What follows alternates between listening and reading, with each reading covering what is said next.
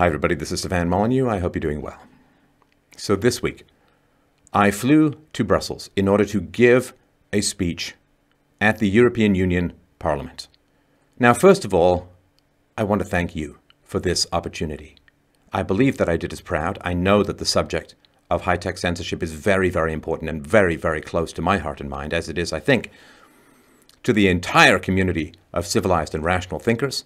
But I really, really want to thank you for this remarkable opportunity to stand in a parliament building and speak truth directly to power.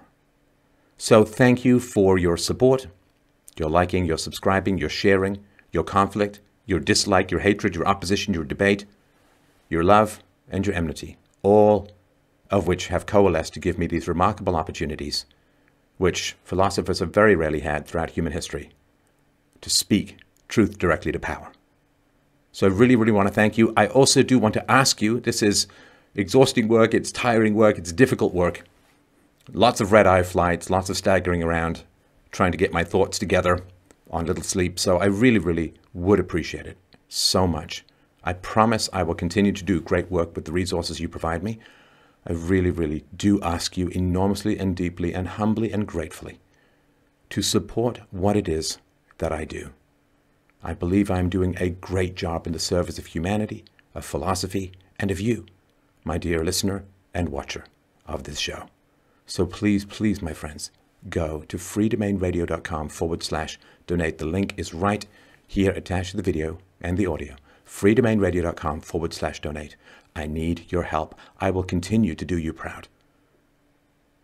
Thank you, thank you, thank you, everyone, so much for all that you have given me and for all that you enable me to give to the world.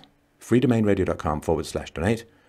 And now, the video of my speech about high-tech censorship at the European Union Parliament. There were a few technical issues, nothing too insurmountable, but the quality of the audio does improve in the second half.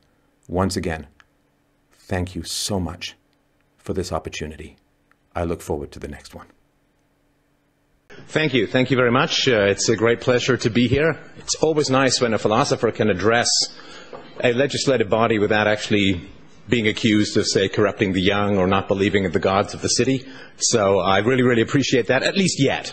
So I'm going to talk about 5 major issues that are occurring when it comes to free speech. But first I want to remind everyone that free speech is the essence of civilization. The truth is a very slippery and elusive beast, and it takes a team effort of conversation and debate and challenge and empirical evidence to begin to encapsulate the truth. Nobody has a monopoly on truth. The truth is a social conversation, and it's uncomfortable because we all have things that we believe, and when they're challenged, it is difficult emotionally. And being able to handle that emotional difficulty is the essence of civilization. There's an old saying that says the first person to throw an insult rather than a rock founded civilization, and I really want to make sure that we keep the great challenging conversations in the world civil, open, challenging, exciting. And the tech giants have facilitated, as has this technology, the most amazing conversation in human history. It's really, really important to understand that. When I look back throughout history, and my graduate degree was in the history of philosophy, the Overton window, what you could talk about throughout most of history was very, very narrow and very circumscribed. And censorship and deplatforming, as in not allowing you into the priesthood or not allowing you into the university, was very much the rule of the day. So we have this incredible capacity to have a worldwide conversation about truth, reality, virtue, courage, civilization. And that is something which we should enormously treasure. It's almost like all of human history has pointed us to this very particular moment where a global conversation is possible for the first time, to unite us in the umbrellas of reason, evidence, truth, philosophy, virtue. But all opportunities are potential disasters throughout history. And the tech giants who are facilitating, using the technology available, facilitating this conversation, are at great risk of silencing it, of cutting it off. And that is a great challenge, which I would like to talk about now. Now, do you guys run the PowerPoint? All right, if we can get ourselves started, that would be excellent. I do have a technical background. I was a software entrepreneur for about 15 years, a chief technical officer, head programmer, so I know how a good deal of this chunk of stuff works. So the first thing that I want to talk about with regards to the tech giants is conflict of interest. Now, of course, as parliamentarians, you're very aware of the challenge of conflict of interest. And conflict of interest in the high-tech world is very, very important. When they write about people like in this front row, or yourself if you challenge some orthodoxy that a lot of tech companies believe in, when they write about you, they're not writing objectively. A lot of times they're writing about a direct competitor. So what do? We talk about current events. We talk about news. We analyze what's going on in the world today. It's a kind of citizen journalism, I suppose you could say. Now, the tech giant companies are not neutral platforms. That's where they started. But that's not where they are. Where they are now is direct investors and partners with news outlets. Tech giants have invested hundreds of millions of dollars in developing news sources. They have partnered with particular news sources. So when you have an investment of hundreds of millions of dollars, do you promote your competition that is outstripping that investment sometimes? Well, of course not. For the tech giants to write about us is like Coke writing about Pepsi, if they thought that Pepsi was Nazis. So that's an important thing to remember, and I think that should have us question how the tech giants are working with the people who are directly threatening their investment of hundreds of millions of dollars. They cannot be objective in this sphere. Now, they've also promoted, quite often, partners in news. All right, we're getting some slide there. Here we go. Here we go. All right, I'll do that slide in a moment. It's this kind of professionalism that they just can't compete with, you see. Is it warm in here, or is that just... All right. So, when the tech giants have invested all this money, and they face people like us, who are taking away market share from their investment, they cannot be objective about us. When they promote their partners in news to the top of the feed, which occurs in Facebook, it occurs in YouTube, they are enhancing their own investments. They're enhancing their own partnerships. And they're doing it without clearly marking it as sponsored content. It's very, very important. Because it used to be, back in the day, if a video floated up to the top, it's because it was very popular. If it floats up because of a manipulation in the algorithm as the result of a partnership, it looks popular, but it's not. And it doesn't have the word sponsored underneath. Now, to me, this is somewhat fraudulent. I don't mean legally, I just mean kind of morally. That if you're artificially promoting your partners or artificially promoting your own news organizations without telling the end user, I don't think that's a fair use of the monopoly power that some of these companies seem to have. So I think that's very important. And it comes to this question, which is right up there on the slide. And this is a very philosophical question, and this legislative body wrestles with this every single day. There's a Christian perspective which actually ties in very closely to the evolutionary perspective. The evolutionary perspective says, how did we advance? How did we develop this giant craniums and this amazing technology? Well, because we evolve by gathering resources, by hook or by crook, and applying it to those with the closest genetic proximity, right? Our families, our tribe, our communities. And so we're kind of selfish. We're not objective. We're not fair. We're not just. We're not moral. We're scathing animals looking to gather resources and feed our young. Now, we have a layer. We have a layer of civility on top of that seething evolutionary hunger. But that's why those who study human evolution recognize that human beings are elementally corruptible, because it serves our evolution that we are corruptible, that we have an in-group preference, that we prefer genetic proximity to genetic distance, that all of those who said, no, my children don't need to eat, your children should eat first, when hunger came along, well, evolution made pretty short shrift of that kind of generosity.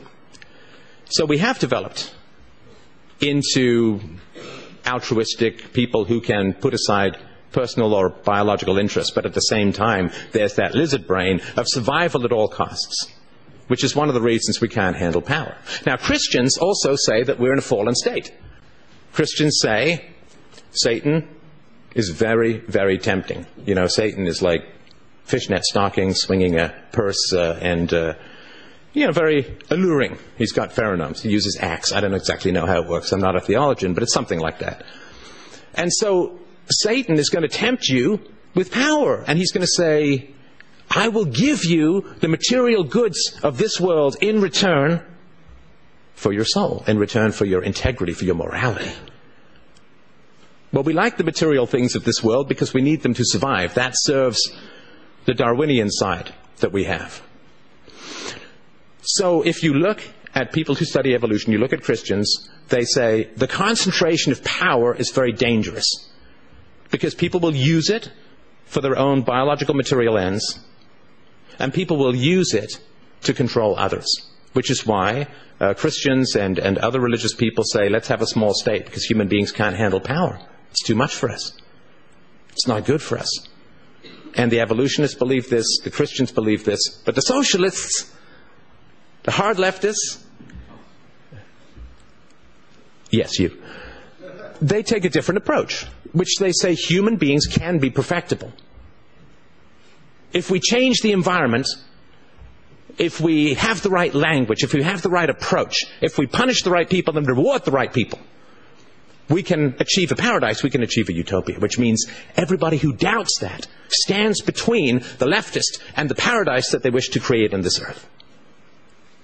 Now, if you have paradise just beyond that one person, it's pretty easy to get rid of that person. Now, leftists and fascists as well, but leftists, since we're talking about them at the moment, have particular ways of getting rid of people. Right now, relatively civilized. In the past, not so much. Right? If there's utopia and there's one human being standing between you and utopia, it's very easy to say, well, of course they have to be deplatformed. Of course they have to get out of the way because paradise is just on the other side of that person's disagreement.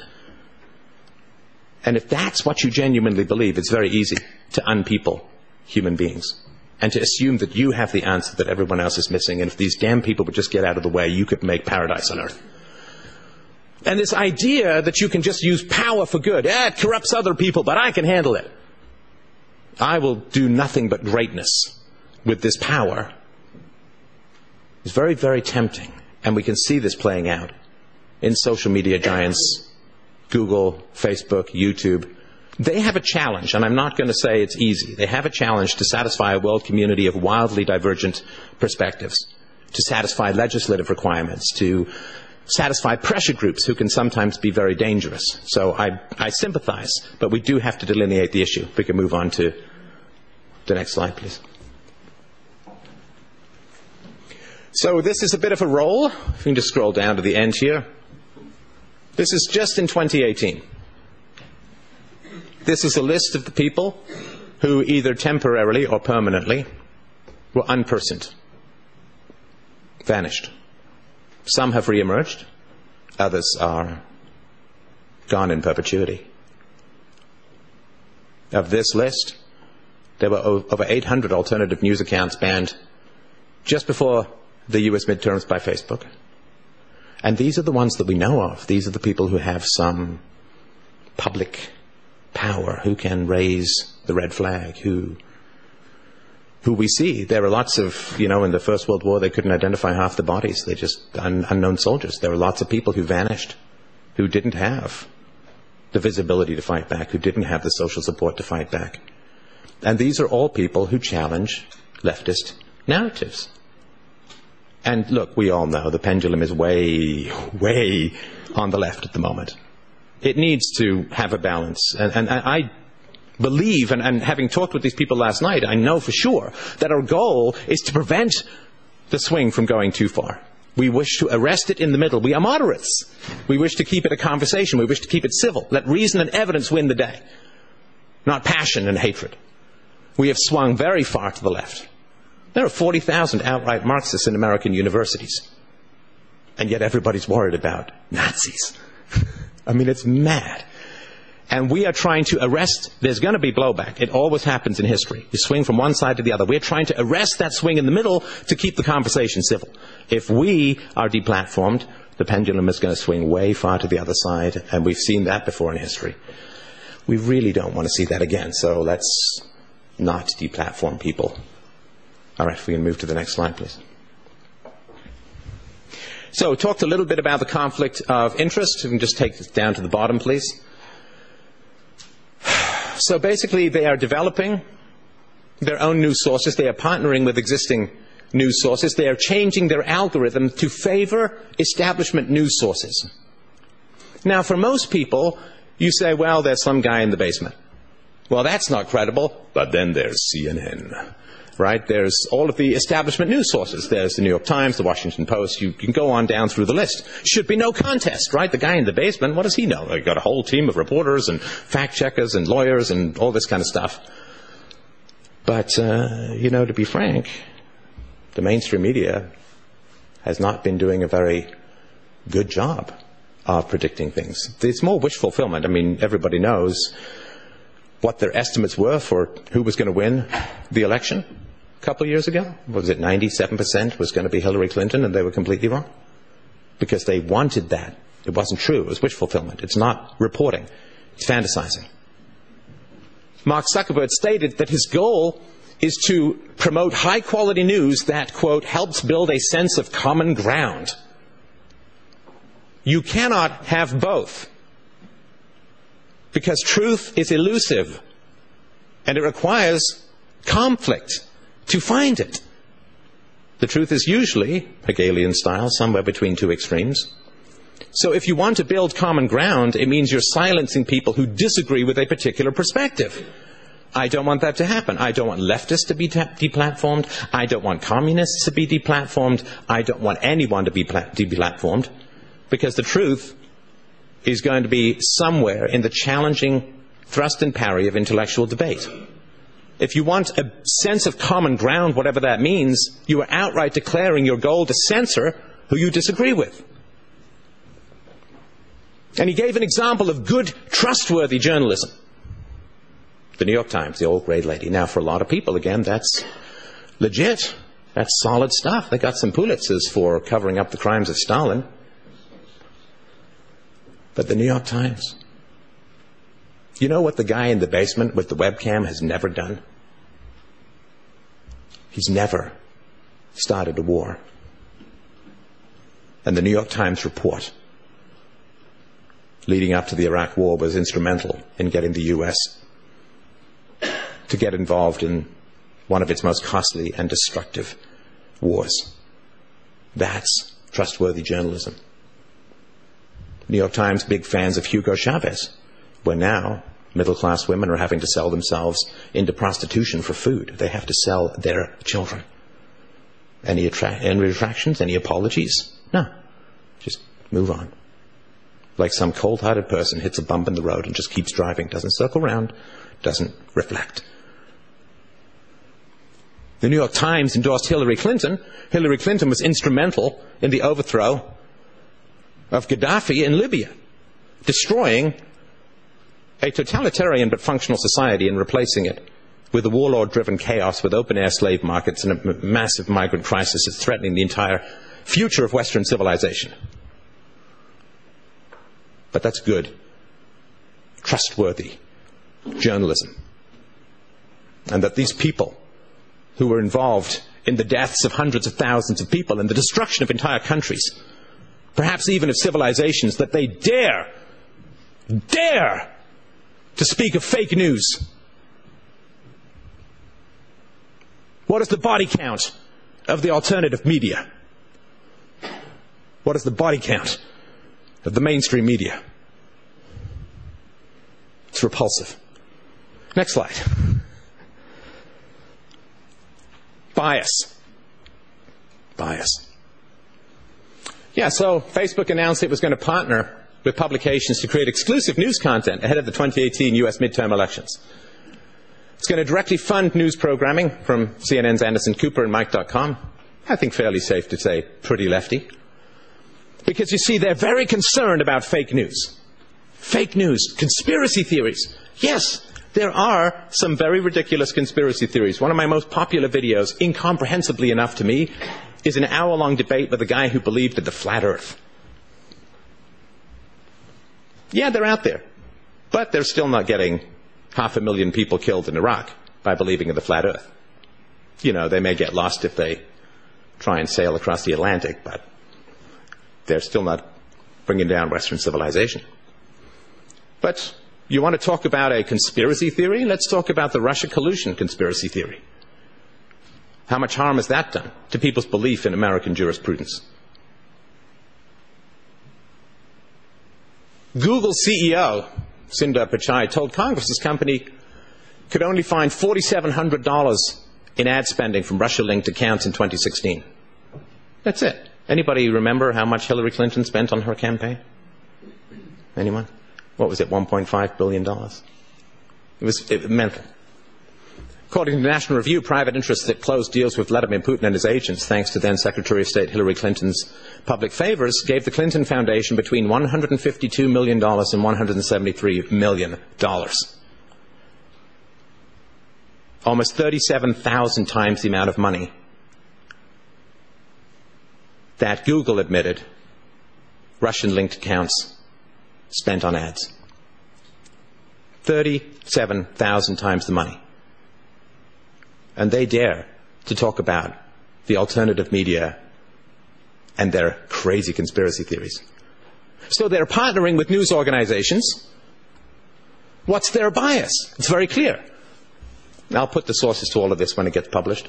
Tech workers overwhelmingly support Democrats. In 2018, there was a study of the $15 million from tech employees that went to candidates, 1% went to Republicans. 1%. Trump won the election. I know it wasn't quite 50%, but let's just round up 50% of the vote. 50% of the vote, 1% of the donations. Can you imagine if they lived in an area, 50% blacks, but they only hired 1% of blacks? Everybody would go insane. And rightly so. 1% of the money, 50% of the people. And what's interesting as well is that there's strong indications from science these days, from genetic studies, that your political persuasion has genetic basis, significant genetic basis. So they are discriminating against people genetically by excluding Republicans. It may not be your fault. You're on the right or on the left or somewhere else. They are genetically discriminating against people for things that often aren't even their fault. 1% went to Republicans, 23% of the money went to Democrats. 23 times. Country's 50-50, right? 23 times. Are you telling me there's no bias? Come on. How many of the partners in, I was going to say partners in crime, how many of the partners in news are not on the left? Anybody? Bueller? Anybody? None that I could see. Let's do the next slide, please. 2018, after intense pressure from CNN, this was before the intense pressure from CNN to ban Alex Jones, the Daily Beast and other left-wing journalists, Facebook refused ad purchases from President Trump's re-election campaign, right? They were aimed at bolstering support in the midterms. They said that the immigration ad, it was an immigration ad, cannot receive paid distribution because it violates rules against sensational content. Oh no, it gets people's attention, it's interesting. Gotta ban it. Did that ever happen to the Democrats? Of course not. Now, Facebook, of course, trying to police the world, it's failing. You can't. You can't police the world and its speech any more than you can centrally plan an economy. You can't do it. It's 2.27 billion monthly active users. Every 60 seconds, 510,000 comment, 290,000 statuses updated, 136,000 photos updated. They can't keep up with it. They can't manage it. They've lost a third of their market cap. And their moderators, it's horrible. They are people stuck in warehouses that make Amazon facilities look like the Hilton. If we can do the next page, please. So this is from Zero Hedge. Let's read this quickly. For as long as 10 hours a day, viewing as many as 25,000 images or videos per day, low-paid workers are buried in the world's horrors: hate speech, child pornography, rape, murder, torture, beheadings, and on and on. They are not experts in the subject matter or region they police. They rely on guidelines provided by Facebook. And I quote, dozens of unorganized PowerPoint presentations and Excel spreadsheets with bureaucratic filters like Western Balkans hate organ figures and credible violence implementation standards. As the New York Times reported last fall, the rules are not even written in the language the moderators speak, so many rely on Google Translate, which can produce some rather exciting results. As a recent op-ed by John Norton in The Guardian declared bluntly in its headline, Facebook's burnout moderators are proof that it is broken. So they can't police. They have crazy guidelines. They have people who are burning out. It is not possible. It's not possible even if you have the best of intentions, and given the bias they have for the left, they don't have the best of intentions. Put these two things together. And you see, this is the company that is the world's policeman for what is acceptable speech. They have been gathering call history and SMS data from Android devices. They knew for quite a long time when they were selling ads that their count for their videos was incorrect, but kept on selling them anyway. Moral company? Moral arbiters? They dare, as anyone, to have the vanity to think that their particular judgment and these burned out workers stuck in shuddery, horrifying tombs of horrors, that they can substitute their judgment and their underpaid employees for the robust marketplace of human interaction the world over. It's madness. Could we get the next one, please? So, this is a continuation from the Zero Hedge article. The platform's content ecosystem is too poisoned for human or machine moderators to cleanse. Users are fleeing in droves, especially in the company's most valuable markets. Ad buyers are already shifting dollars to competitors' platforms. Governments are stepping up to dramatically hinder Facebook's data collection capabilities, with Germany just this week, this is a while ago, banning third-party data sharing. The company is under investigation by the FTC, the Justice Department, the SEC, the FBI, and several government agencies in Europe. It has been accused by the UN of playing a determining role in Myanmar's genocide. You know that neck-bearded blogger in the basement that everybody derides and calls fake news? You know what they haven't been? I can guarantee you. They've not been accused by the UN of playing a determining role in Myanmar's genocide. But this is the credible news. This is the true news, not the fake news, that Facebook so respects, and that they push to the top of the list to make sure that you don't hear any perspective from anybody who has not been accused by the UN of playing a determinant role in Myanmar's genocide.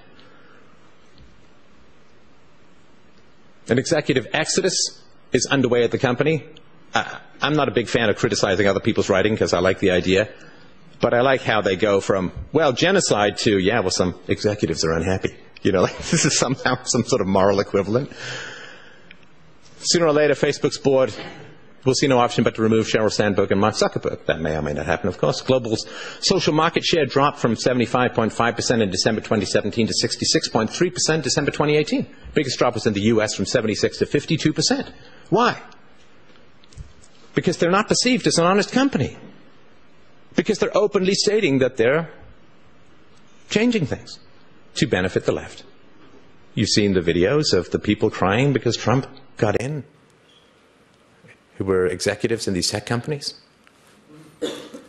We'll skip that last part. I'm sure we can distribute this, but this is just about their dishonesty about metrics. They sell based on viewership, and they knew that the numbers were inaccurate, continued to sell. But don't worry, they can police the free speech of the world, these paragons of virtue. Get the next slide, please. Challenge 4, Saudi money. Often not talked about, how much Saudi money is floating around the high-tech industry. Saudi money is already behind many of the biggest tech startups in the US, including Lyft, Uber, and Magic Leap. Saudi Arabia's massive $45 billion check to SoftBank's Vision Fund, the largest venture fund of all time, means Saudi money will likely be part of the biggest pool of venture money for years to come. The Vision Fund has made at least 26 investments, including into Slack, WeWork, GM Cruise, and other brand names.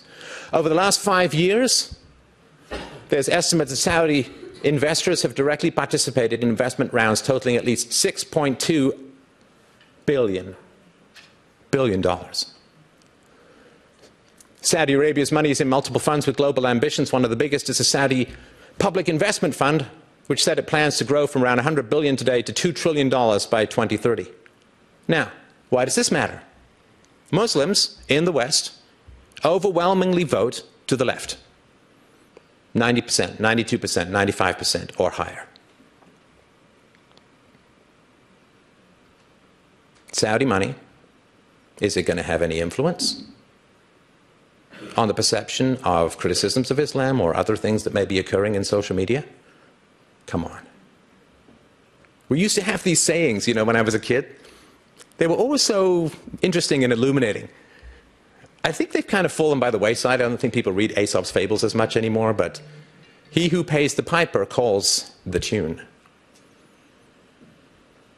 It's not just Saudi Arabia. Over 20 Silicon Valley Ventures companies have ties to Chinese government funding, not Chinese investor funding, Chinese government funding, raising concerns about a tech transfer. Like how a shoplifter transfers some goods from a store. Hey, Russia collusion. Kremlin money is behind prominent Russia venture capitalists in Silicon Valley who has investments in Twitter and Facebook. It's not proof of anything, but it doesn't take 2 years of Robert Mueller to figure this stuff out. Fairly easy to find online. We'll get the next one, please. Are they ungovernable? There's a lot of talk in conservative circles. Well, they're private companies that can do what they want. Should we regulate them? Should there be an Internet Bill of Rights? To me, this doesn't matter. The governments have almost no capacity, and I'll put this prediction out there, almost no capacity to regulate these companies. Why? Well, there have been a lot of data breaches. CNN, September 20th, 2018, quote, Google is defending its policy to allow third-party apps to access and share data from Gmail accounts. Any of you, don't raise your hands, but I'm sure that some of you at some point over the last 10 years have had a Gmail account.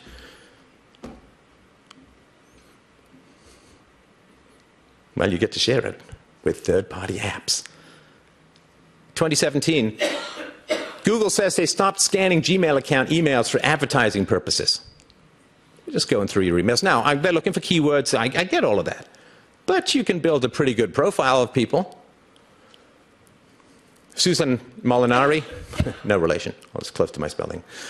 VP of Public Policy and Government Affairs for the Americas at Google, wrote in a letter to senators that no human employees read users' Gmail except in, quote, very specific cases where they ask us to and give consent, or for security purposes like abuse investigations. Somebody says that you said something mean, and the kimono is open. They go through your email. It's not the government, but it affects the government. Quote, the company noted in the letter that it has a process in place for identifying apps that misrepresent themselves or aren't transparent about how personal data is used. Google says it is able to suspend these apps in the, quote, majority of cases before they're allowed to access data. However, it's unclear how many malicious apps have been removed. So, the digital kimono is open to the world. Who has your emails? I doubt anybody knows. I doubt anybody knows. Who's got your search history? Who's got your contact information? Who's got your call history? Well, if you used Android, maybe Facebook. All the data you may have put on your shared drives. Who's got your GPS, your map history? Where you were, what you said, what you stored. So if you're in government and somebody comes along and says, I think we really start regulating these tech guys, they got a lot of power. Do you have any questions about how that might play out? I think you do. I think you should. We'll do the next one. So, the problem fundamentally is government power. What is Google trying to do? What are tech companies trying to do? Well, obviously they want the left in power. They like the left. And there's a wide variety of reasons for that, which we can talk about the next time I'm here. But There are trillions of dollars at stake in every election. Some people are going to benefit enormously, some people are going to pay enormously. When you've got trillions of dollars in play, of course people are going to get corrupted. People can get corrupted by $50. You should see some of the bribes put to these Russian judges in skating competitions. I mean, it's like, here's a foot rub and a $50 gift certificate to Best Buy, and it's like, yeah, your daughter wins, you know. Trillions of dollars are at play in these elections. Of course people are going to be tempted by that. Tech companies can swing elections. You can look it up. Tech companies can swing elections. Google can swing an election. So if you're a politician and you want to take on Google, are they releasing some horrible gas in this? Am I next? Sorry, is the subject matter too dry? So Google can swing an election. Search engines can swing elections. What politician is going to want to take that on? They've got just about everything he ever did, and they can swing an election if they want. I'm not accusing them of anything. I don't have any proof of anything, but it's technically possible. I think, in a rational universe, if you promote a news source that you've invested in without telling the user that it's not organic, that is fraudulent, morally. It's fraudulent. You know, if you're a writer in the stock market space and you praise some company that you have significant holdings in and you don't even tell the reader about your conflict of interest, that is a serious ethical violation of your profession. When you say that there's an ad, people say, okay, it's an ad. It's not objective. It's something paid for. If you are promoting your partners or the people you've invested in without telling the user, come on. Just wanted to throw this in there to get this in the record, because the Canadian government recently announced a $600 million media bailout. Because, you know, the media won't make it that much money. Thank you, thank you, thank you, thank you, thank you, thank you, thank you, thank you for watching. Media's not making as much money as they want. Well, who is, right? But $600 million, which is wonderful. It's absolutely wonderful, because it means nobody has to believe anything the Canadian media says anymore. They're bought and paid for. Bought and paid for. Because if the Conservatives come in Canada, they're going to cancel that. So they're being well paid to support the Liberals. And it also tells you that only the most spineless, self-hating worm of a human being would retain any position in the Canadian media. Because when you're bought and paid for, who on earth with any integrity would want to stay? Can I write something critical about the Liberals? Well, you can, but we won't be able to pay you. Oh, okay, that's no problem. I can do that. I don't know. It is a significant issue, the mainstream media versus the alternative media. I haven't looked this up for a long time. So on YouTube, I have over 900,000 subscribers. I have close to 400,000 subscribers on Twitter. Now, YouTube, actually, if you don't share your subscriptions, they can't even see your subscriber base, like who's subscribed to you. So and given how, I don't think I'm controversial, I think I'm rational, but apparently rational is just controversial these days. So I probably have well north of 1 million subscribers. USA Today has 832,000. I think they have more than one person. NBC and CBC are cooking around 1 million. I have 900,000 to 1 million. That is a significant competitive edge. I can go faster. I can get material out quicker. I'm not bought and paid for. I'm not reliant upon regulatory compliance with diversity mandates from my HR department. My HR department is a parrot. So, can the media write about us objectively? We're kicking their butts. We're faster, we're more honest, we're more trustworthy. I don't take any ads. I don't have any monetization. I am reliant upon telling the truth to the audience. I work on the Socratic business model, which is talk to people about philosophy and maybe they'll buy you lunch. Oh, thanks for lunch, by the way. It's going to be good. So they write about us, and I don't think people understand that they're writing about their competitors who are kicking their butts. So when they say, oh, this person is terrible, this person is terrible, do people know what the reality is of the competitive business situation? And they don't even say, well, we are going to talk a lot of trash about this person, but they really are standing between us and a paradise of financial money, right? They don't say that. They don't say, well, I'm writing about a direct competitor, so be sure to take what I say in context. They never say that. We're being objective. We're writing objectively about the people who are winning hearts and minds away from us at a ferocious rate. So, the solution will not come from the state. They may try, and then they'll find out how powerful the tech giants really are. The solution is going to come from us and from you. Who do you support? Who do you give your money to? Who do you give your eyeballs to?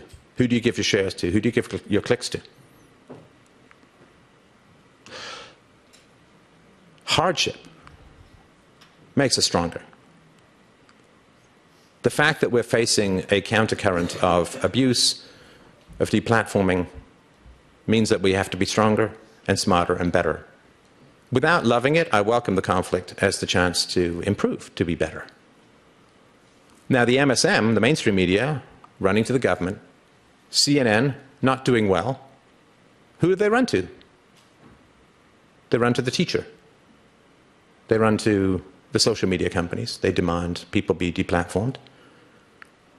And they succeed sometimes, but they will fail in the long run because it's corrupt. It's vicious. It's underhanded. Rather than improve themselves, rather than look in the mirror and say, why is it that one guy, one man, one woman, one tiny team can beat us? Why? What are we doing wrong? What do we need to fix? What do we need to improve? What are we not listening to? Rather than do that, they attempt to call in the airstrike of social outrage and deplatforming on their competitors, which means they get weaker every day. We get stronger. We may be deplatformed. We cannot be silenced.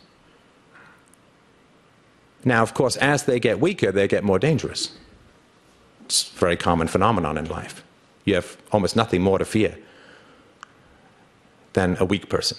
A strong person will confront you. A weak person will poison you. My concern is that all of this deplatforming leads us to self-censor. That's the great danger. To say, well, there's a smoking crater where this guy was, there's a smoking crater where this woman was, so I'm not going to touch this subject, I'm not going to touch that subject. I'm going to self-censor. Then they've won. We've lost. Not just our channels, not just our incomes, not just our influence, but our virtue, our civilization. Deplatforming is a confession of failure. It's a confession that you cannot meet the arguments, so you must silence the human being. It's the ultimate ad hominem, which is a confession of loss. So we must resist. Resist with all of our might the great temptation to self-censor.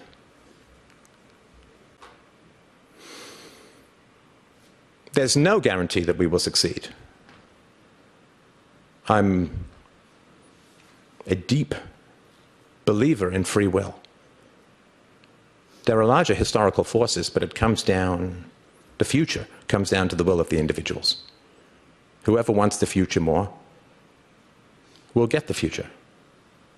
I want a future of reason, of debate, of challenge, of free speech. I don't want people deplatformed. I don't want people who disagree with me to lose their jobs, to be slandered, to be libeled, to be censored, to be silenced. Everybody has something to add. That is a story of civilization. That is a story of an open society. And that is how we improve.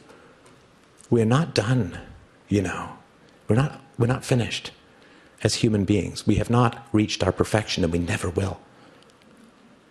We can't stop at this point in history and say we have finally achieved so much wisdom that we know who to silence. We know who's evil. We know who's wrong. We know who should just shut up and go away. And we will destroy the lives of anybody who disagree with us. That is a hubris and a vanity that Satan himself would blush before. We're not done.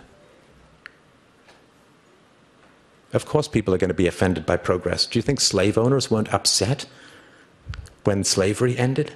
Do you think that the aristocrats weren't upset when serfdom ended? Do you think that misogynists weren't upset when women got rights? Being upset means you're getting somewhere. Being upset is not an argument. It is not a repudiation of human progress. It is a confession that you're upset. Okay, fine, you're upset. Learn to manage your own emotions. Otherwise, you will end up being a tyrant to others. If you cannot manage yourself, you will end up being forced to control others. And it is not my job to manage your emotions. It is not your job to manage my emotions. It is our job to be honest, to confess our discomfort, to put it aside, and pursue the truth. And pursue the conversation. Nobody has a monopoly on the truth. When we accept that, we get to keep this wonderful civilization where I can stand before you, who may disagree with me enormously, have my say, get your feedback, and we progress. Thank you very much.